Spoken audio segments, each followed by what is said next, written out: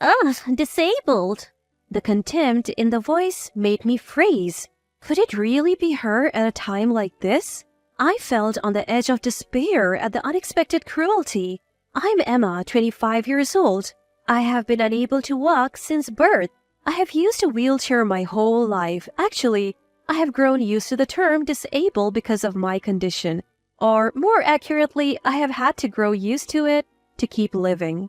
Drivers yell at me to hurry up and cross, you disabled person, when I'm at crosswalks. It happens a lot. So, why was I so taken aback this time? The person who said disabled was Lily, who was going to be my sister-in-law. My brother Liam has always been caring. In his high school yearbook, he even wrote his dream was to be strong enough to carry up my sister. Now, that dream has morphed into him bodybuilding. In college, he founded a team and served as the captain. He even has a gym set up at home going full Dwayne "The Rock" Johnson. Liam announced, "I'm getting married to a co-worker and I want to introduce her to everyone." Today was set for the first family introduction between our families. The day before, I asked him, "Hey, have you told her about me?" "Of course," he chuckled while drinking his protein shake. So why did I hear such words when she had been the one wanting to meet me? As I stood there stunned, she turned away. The family introduction went on and we had dinner. But you know what? She never looked at me, not even once. Then she joined my family's group text. From that point on, my phone buzzed with her calls day and night. The first time it happened was the day after our initial family introduction, way past midnight. My phone rang while I was sleeping. "It's me." "Who is this?" "You didn't check the caller ID? Must be nice to have grown up with special treatment, huh? You really have no clue, do you?" I recognized her voice. It was my brother's fiancée. Well, it was past midnight. Of course, I wasn't checking my screen. Before I knew it, she dropped a bombshell. "We'll send a wedding invite, but I don't want the embarrassment of a disabled family member there. Oh, and since you're rich, give us a wedding of $5,000. "What? Didn't you hear me? I said, we will send an invite, but you are an embarrassment to the family, so don't come. The gift should be $5,000. "What? Please, don't make me repeat myself. You can't come to the wedding. Why on earth would you think that I'm asking you to clarify because I don't understand what you're saying? Huh? You really don't get it, do you? Well, I'll spell it out for you. We send wedding invitations as a formality. But honestly, we don't want you there. It's my first time dealing with someone with a disability and it's uncomfortable. I think others would feel the same way. We can't expose the guests to something like that, right? Especially during a meal. Could you eat in front of a cockroach?" Are you calling me a cockroach?" "It could be a cockroach, a centipede, or a fly. It doesn't matter." That's not the issue. Her unreasonable comments continue. "Also, I asked Liam what kind of person his sister is. I wanted to know about your character," he said. "She's at home playing games." My brother always struggling with thinking before he speaks. Such a careless explanation. "You must be surprised. You guys are rich, right? And you're just leeching off your parents playing games all the time, using your disability as an excuse. Eventually, we have to work and become independent, but you will rely on your parents until they're gone. I heard you even get an income because of your disability, so you're basically getting rich off it. At that point, it's like a disability business. You're exposing yourself to society just to make money. If you're that well off, you should give a generous wedding gift. It's only fair. We can't rely on our parents like you can, so you should give a little extra. Deal?" She abruptly hung up the phone after seeing all that. I was left in disbelief. Man, am I tired. I felt like I was going nuts, but sleepiness won and I went to bed. Next morning, my phone rang early. "Hey, where's your response about what we talked about yesterday?" I'm not really sure what you're talking about." "You don't get it? You really don't understand anything? So as I was saying..." And she went on and on rehashing yesterday's talk.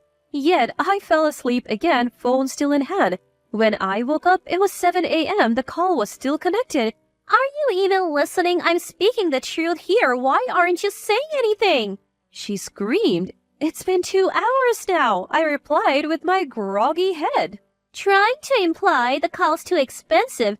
You think you got one over me just shows how little brain disabled people have. Too bad, I have an unlimited plan. Anyway, take care. She hung up. Seriously? This timing attack is just too much, utterly disrespectful. I wheeled myself into the living room to show my brother the call log. Hey, you're a beautiful day, isn't it? My picture-perfect muscly brother is tying his necktie with a piece of toast in his mouth. Bro, listen. When he showed me his phone, he said, "You won't believe what my fiancée Lily said yesterday. It was so touching that I got choked up, both as her future husband and as your brother." Suddenly, my brother spoke up. What? What did she say? She told me, I want to throw the bouquet so Emma can catch it. Since she's in a wheelchair, I want to pray that someone wonderful who will truly be with her for life shows up. I want her to catch the bouquet. Man, it made me cry. I instantly said, all right, let's practice the throw. We're doing it next week in that big park. I can't believe her. She's sweet-talking my brother, putting on this goody-two-shoes act, and yet she dares to call me with her nonsense? Well, I'll look forward to it, I said, biting back my irritation and loading my voice with sarcasm.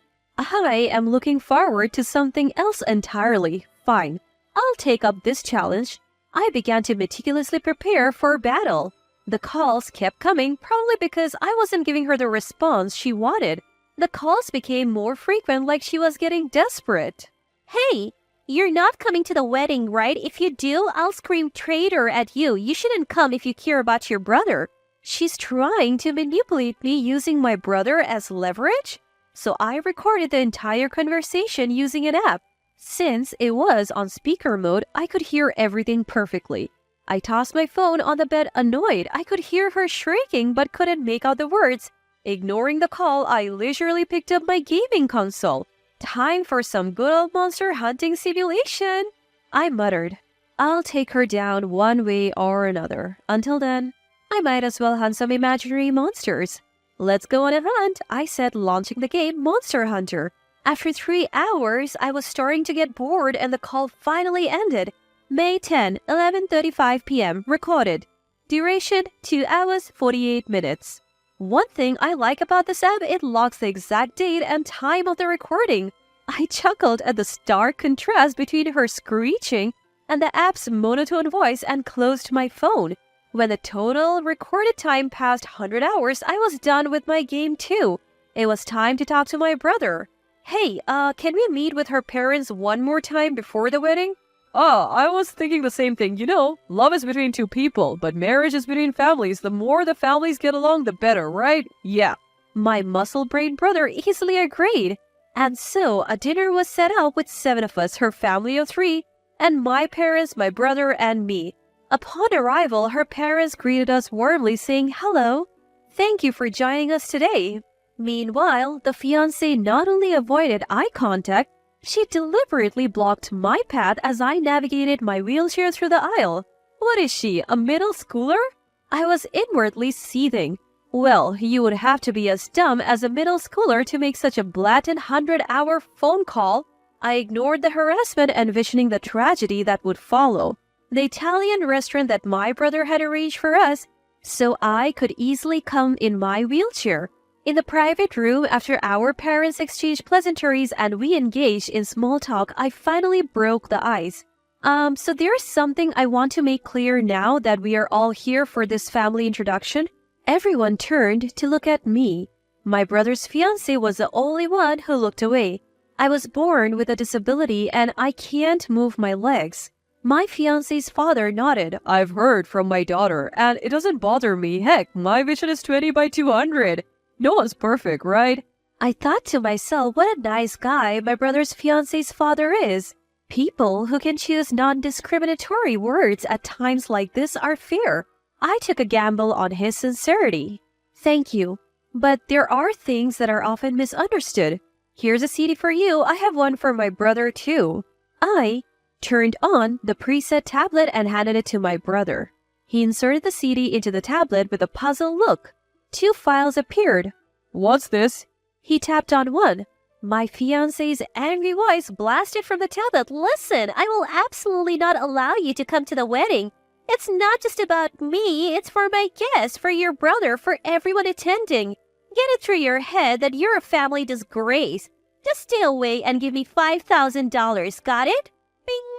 Recorded on May 12th at 3:11 p.m. The recording lasts 1 hour and 59 minutes. What the heck? My brother was the first to stand up. What is going on? He looked back and forth between me and his fiancée. Meanwhile, my brother's fiancée, despite wearing lipstick, had gone visibly pale. Your fiancé here called me at this ungodly hour. I tapped the details of the recording file. The total call time is over 100 hours. 124 hours? My brother's fiancé's father managed to utter. I looked around at everyone. Everyone was stunned. I apologize for not being able to play the entire thing here, so I have prepared a digest version for all of you. I didn't find this to be challenging at all. I used audio editing software to condense 124 hours of material.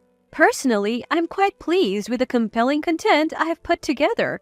I was incredibly satisfied that today I could unveil the entirety of these harassing phone calls, a true masterpiece. The digest version, a 30-minute cut, began to play. Look at you, disabled. Have some shame. Why did your parents raise you this way? Don't you understand you're an embarrassment to your family? That's messed up. Yuck. I can imagine my own parents fainting if they saw someone with a disability in real life. After all, I'm treated specially because I'm healthy and attractive. I should naturally get around $10,000 as a wedding gift, but I'll settle for $5,000, as long as you stay out of my life from now on. My brother's fiancé's voice boomed throughout the room. However, the masterpiece was never viewed in its entirety. What kind of person are you? My brother shouted, interrupting the playback. At that moment, my brother's fiancé's face turned from pale to deep red. Maybe she had become defiant or desperate. That's the reality, isn't it? You wouldn't understand because you've always been around family. Honestly, people with disabilities are disgusting and an embarrassment to the family. She screamed, her hair flying wildly. Her father intervened. Hey, daughter, your dad can't see anything without glasses. Does that make me disabled? No, that's different.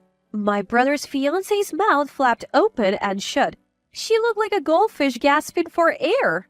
On cue, my brother interjected. I also have more muscle mass than the average person. Does that make me disabled? And my back is bent, so I must be disabled too, said my brother's fiancé's mother. No! She raised her voice almost to the point of tears. My dad, my mom, Liam, what you all have is normal, but this woman is not normal. She flaunts our deformities and pretends to be weak, seeking pity and pretending to be weak? I finally let my anger explode. So what's the deal? You're admitting that long phone call was harassment targeting the vulnerable? That's not... That's when a strong, unwavering voice broke in. My child is not weak. Everyone turned to see who it was. It was my mom. You called my child weak? Do you know what she's accomplished with legs that can't move like others? She's been prepared for a life of self-sufficiency from a very young age because her legs don't work. While you're out walking or hanging out at the beach with friends, she's been working hard. Play a game with her, you'll find that the tables turn in the real world. Tears of pride welled up in my eyes hearing my mom's heartfelt convictions. I looked down at my brother's fiancé and said, I never lose at esports. Wanna play? Pick any game you want. Oh! My brother's fiancé collapsed on the floor. Stay away from this monster-like person, I told my brother. I agree. I couldn't even imagine a wedding without my sister. Dad and Mom wouldn't approve either. Lily, let's call it quits today. And that's how the discussion about my brother's marriage ended.